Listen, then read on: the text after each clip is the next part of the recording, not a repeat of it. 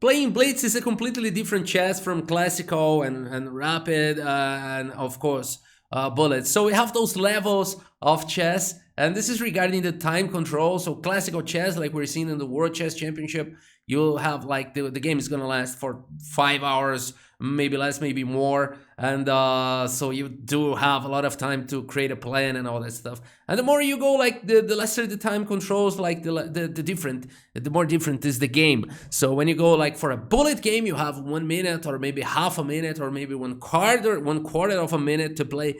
Then this is a completely different game. So now we're talking about Blitz. I'm gonna show you a Blitz game of mine, and I'm gonna give you some tips, like master tips, so you can improve your Blitz games, okay? And now before that, I'll just talk to you a little bit. I'll make a blindfold test now, a blindfold test regarding my t-shirts, my insider t-shirts, and this is really funny. Take a look at that. I'm gonna make a test here for you, a live test about those t-shirts that I use, that those are very comfortable t-shirts, and I'm gonna make, now I'm blind, so this is a blind test, and I'm gonna get some t-shirts here, and I have to find out which one is the from the brand Insider Store. But can I do it blindfolded? Of course I can, because they are very soft, and they are also very comfortable, and I can feel that just by touching it. And the difference is that I got three shirts here, and then two of them are cotton, and one of them is the Insider. So this one is certainly cotton, because we can feel the tissue has a little bit of resistance, although those are very nice shirts and very good t-shirts. But the cotton, we can feel like the resistance when we touch it. So it's definitely not the Insider t-shirt. So we have two more here, and well, that is difficult now, because we have a better cotton here, a better cotton shirt, but this is definitely not the Insider, although it's very good t-shirt, but we can definitely feel the difference. Now it is elastic, but it has some resistance here, so we can definitely feel this cotton. It's not as comfortable as this one. So this one is actually, this is colder because it's very fresh. So and we can feel that it's more elastic, and so it's special tissue. Now it's basic with technology. That's the good thing about the Insider products. Yes, we are sure we are correct. So this is the Insider t-shirt, and we can definitely feel the cotton. The tissue here is better than the cotton, and so it's more soft. It's the one I'm using right now, and it's really softer. And for you that follow here our channel, you have this coupon here, which is in the video, and also in the description, that you can use to get those products with a very good price, a special discount. Okay, so let's go to the video. Yeah, so we can play blindfold chess, and we can also make some blindfold tests for the t-shirts. So okay, so let's go to the game. I'm playing against Schmackold, a very strong player, 2100, and very similar rated as I am. So when I say very strong, of course we are not at international master level, grandmaster level. So this is strong for amateur level. That's what I mean, okay? So for the amateur, this is strong. Of course, this is strong. Like for amateurs, 99% of the players will not reach this unless they really study hard for several years, and maybe they can reach that level. And of course, this is an exception if you're like a very talented player, and then we can see some childs a lot more than 2100, but this is really rare. And when that happens, they go to professional. They're not amateur anymore. So okay, this being said, let's start with the game. Schmackold starts with e4, the king's pawn opening. So I go with the Alehem defense, knight f6, now provoking the pawn advance. So the idea of the Alehem is like you're provoking those pawns to advance, then you can attack those pawns later on. So that's exactly what happens. The pawn pushes, my knight goes to the center, then c4 hunts my knight goes back, now d4 and d6. And I'm now attacking this center. So I allowed the center, like making those provokes with the knight, but now I attack it. And he can of course play the f4, which I really discourage you to play, but you really need to study to play this, because it's really easy to, you know, win the game here. Like white thinks that he's winning now, but actually he's in trouble, in deep trouble. If he pushes the pawn, then I go with the check and I'm taking the rook.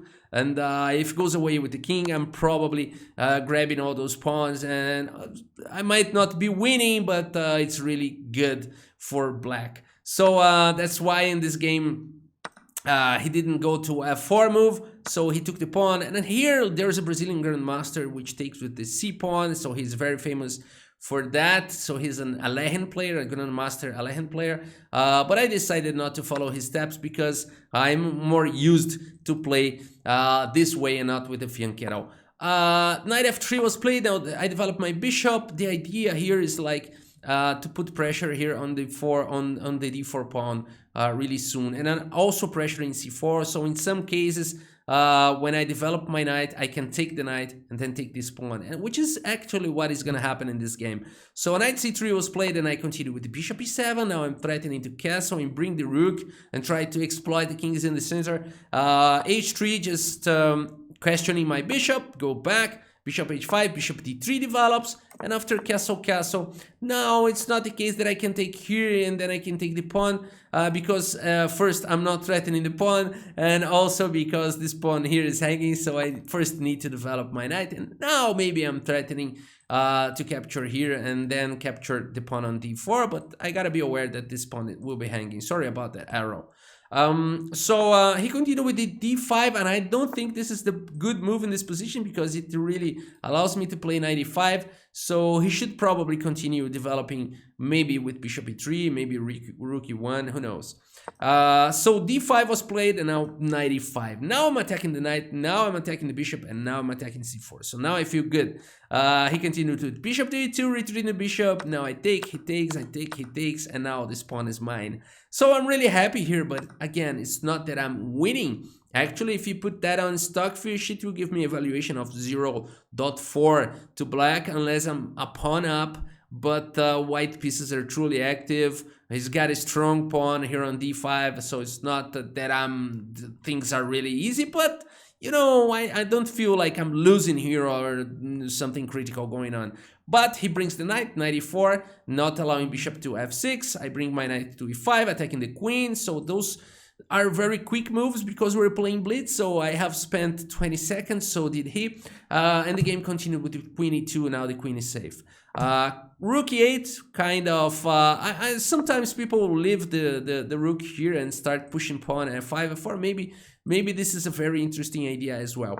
But I played, I completely missed it, so I continued with rook to e8, f4, attacking my knight, and here I thought about playing knight g6, but I don't like it. He can get some tempos, and then I thought about this move, knight to d7, and it's a possibility to exchange the knight, and then I'll be controlling the e column, so that's a good idea. So that's why knight d7, and then queen h5, and like this move is scary, but actually this is threatening nothing. So knight f6, now attack the knight and attack the queen, and after, like, of course he can go back and try to save the knight, but he made the most natural move here, which is knight takes and bishop takes, and he continued with this move f5, which is very interesting. Now he's threatening maybe sometimes a pawn storm or something like that, so the positions start to get very interesting, and so far we are both playing really quick moves, so we both used only 30 seconds here. So this is Blitz, you know, this is Blitz. You have to make decisions, and you have to make those decisions quick. Here I decided that I need to develop my queen and connect my rooks. So I decided to give this check so I can win a tempo, and then bring my queen to f6, and then I would be guarding my pawns I'll be blocking the pawn, and I'll be making pressure here on b2. So I found that this is a good idea, although the computer disagrees, but he doesn't disagree a lot. The computer suggests that I need to play c5 here and maybe push this pawn majority on the queen side, which is actually a very interesting idea. Bishop check, king goes away, queen f6. Now I'm protecting those guys. Maybe not this one, but I'm protecting those, and I'm putting pressure there, and now my rooks are connected. So I'm happy with the position. He continued with bishop g5, and now things are getting very, very dangerous because I can remove the queen, but in some lines he can try to push the pawn, but he cannot push the pawn immediately, so there's a little line that I calculated. I played queen e5, and I was preparing against f6 to play bishop to e3, and I'll take advantage of the fact that he's pinned, but I was really afraid of maybe some sort of sacrifice and attacks here on f7. So, but yeah, that was my idea, to play bishop e3 against it, and after pawn takes, I would rather defend here. I would have to decide if I was going to sacrifice here on f7. Most probably I would play rook e7 here. That's what I was thinking in the game, and play this very complicated position. But none of that happened because he played rook to d1, now making pressure on my bishop, and I decided it's time to grab some wood, and then I took on b2. Bishop takes b2. Bishop f4 attacks my queen. Now what to do? Now this is very interesting. Now we are spending more time to decide which move we're gonna play, and then I saw this move queen e2, which you know, he's threatening to start really a strong attack here, all the possible ways. So I want badly to exchange my queens. So queen e2 was played, and he wants to keep the tension. So queen h4, and now my bishop goes back to f6, attacking his queen. He goes queen g3, and I can take this pawn. Actually, if this was a classical game, I would probably calculate a lot this move, because I'm just taking a pawn, and then I will be too strong on the queen side for an endgame, for example. But this is a blitz game, so that's what I want to say. You don't have time to make those calculations, deep calculations. You have to make a practical decision. So queen h5, just go back, put pressure on an f5, and I'll put my queen nearer to those pawns, which is not a bad move at all. But of course, taking here was more accurate. Bishop to c1 was played, and now he's threatening. He's giving his a room to bring his rook. Maybe he wants to start put pressure here all the possible ways. So I want to bring my rooks together. Then I play this move rook e4, which I find is really interesting move, not allowing him to play rook f4. Queen b3 was played. Now smack out, my opponent goes to attack those pawns, and then I thought, okay, you can have those pawns. I'll just improve my attack here on the king side. But that's not really that easy to start attacking on the king side. It looks like I have too many pieces there, but my queen is a light square. If it were, you know, dark square, then maybe I could, you know, maybe in 2 moves threaten to checkmate him. Not that easy, because his queen is also guarding there, so it's really not easy to attack here.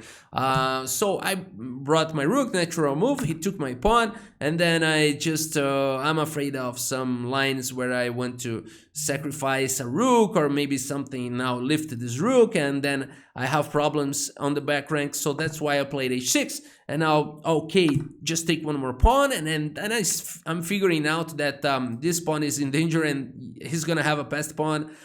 Things are starting to get difficult to continue my attack. And whenever I play this move, I'm unconnecting my rooks, and again, my queen doesn't have many squares. He has any square here on the G column, and I would have to play queen h4, then queen g3, and I think this is really slow, so I'm not finding a good way to attack. But I could find a good move here, rook e2. Actually, black is still always better in this game. Queen takes d6 was playing, and then this is too much. I was considering here to sack, but I couldn't calculate that easily, the continuation. Actually, this is a very, very strong attack, and I could do this attack, but I didn't find this during the game. I couldn't find a continuation for this, but the computer suggests that now bishop h4 and black is completely winning. Like this rook is hanging in the point is that the king can no longer guard the rook, so this was like crushing on the spot. And white has no perpetuals here, and the king is too severely exposed. Although this is still not easy to find the continuations, but I could have gone for that. But I'd rather here's the moment that I'm worst on the clock. So I got 1 minute and 42 seconds. He's 1 minute up. And then I try to create some complications. Like this move is like a fancy move because I'm offering my rook, but it's not for free. So this is where things starts to get fancy. Now this is Blitz, you know. I would probably not play this in a classical game. Probably in a classical game I would find a good continuation for this. But now I'm starting to get some complications. Now he calculated for a while. Actually, he spent more than 30 seconds here and played this move, which is actually a good move. And here I'm probably better if I play rook from e to e2 and start putting pressure here on the king side. But I could also maybe capture here and then capture the pawn here. So there are many possible ways for me, many good moves. And but I'm just playing fancy right now, and I played this move bishop e5, which is not a bad move at all. And it gives him opportunity to make a mistake. So many times you're playing Blitz, you try to make opportunity for your opponent to make a mistake. For example, if he takes this bishop now this rook is unguarded, and I would be winning like on the spot. I would be winning here on the spot. So rook up, and he doesn't have like perpetuals or nothing like that. So a very interesting idea here, bishop e5. You know, you have to try something, and he saw it all, but now he needed to spend a few seconds there. I'm still worse on the clock. Now he's tricky because he's attacking my rook, and I move my rook away, and he's better on time, and he's playing d6. And now I'm starting to realize that I'm losing control of my attack. You know, I'm threatening there, but he's well guarded. My queen, again, there's no easy way to, you know, try to checkmate him. There are many ways he can stop that. Now his pawn is promoting really fast. So now I realize that things are getting out of control. I played a desperate move, bishop g3, you know, just trying to think about some tactical ideas. But still, he keeps going with d7. And then I realized that I got 30 seconds and I played this move, rook d8. And I know that if he tries to do like that, I don't have to capture his rook. I can play king h7, and I'm putting pressure here on this rook. So things are still complicated. So that's why I'm still playing. But if you put this position in the computer, I completely lost the hand of the position, like in terms of accuracy. And if it was a classical game, I would probably lose. He don't have to rush. He can play something like queen to c3. Now he's in control of the game. He don't have to rush. But it's a Blitz game. He wants to finish the game. So he played this move, and I played king h7. And now things are really not easy at all. For you to understand this position, the computer says there is only one move for white here, only one good move, and it has to be queen d5 protecting the rook. All other moves black can be better. So this is a very, very interesting position, very sharp position, and it's a Blitz game. And the point is that I'm attacking his rook, and he realized it, and he played rook to g1, and now he's protecting everything, you know, like he's super safe, and he's attacking my rook, and now he's thinking, okay, I just won the game. My opponent is like me in this case. I'm 30 seconds, and I'm probably losing. Unless I am not mate in 2. If you want to pause the video and try to find the checkmate in 2 moves for black here. And that's why Blitz is so funny. And I hope you have found this mate in 2 idea. I was really hoping him to play this move. I was like, you know, just making a really lot of mental pressure for him to play this move, and I almost blitzed the next 2 moves, and I hope you have found queen takes h3. Actually, I took 1 second. It's not that I instantly saw it after he played this move. Is that when I played king h7, I was like, he was taking his time to think what he was going to play, and then I saw this continuation. So I had saw this continuation prior to his move, and then he spent 16 seconds to play this move. And of course, when he was using his time thinking what he was going to play, I was using his time as well, thinking what I was going to play. So then when he played this, it was instant checkmate sequence. Like it took 1 second to apply 1 second to apply this mate into idea, because I was already thinking previously. So yeah, then I gave this beautiful checkmate. I was really happy on this one, and I wanted to show you this game to show what Blitz is. It is a completely different game from a classical game. So sometimes you have to use resources you wouldn't use in a classical game, and that's what makes Blitz so funny. So that's it, guys. I hope you have enjoyed the video. Thank you so much for your audience, and see you next video. Bye.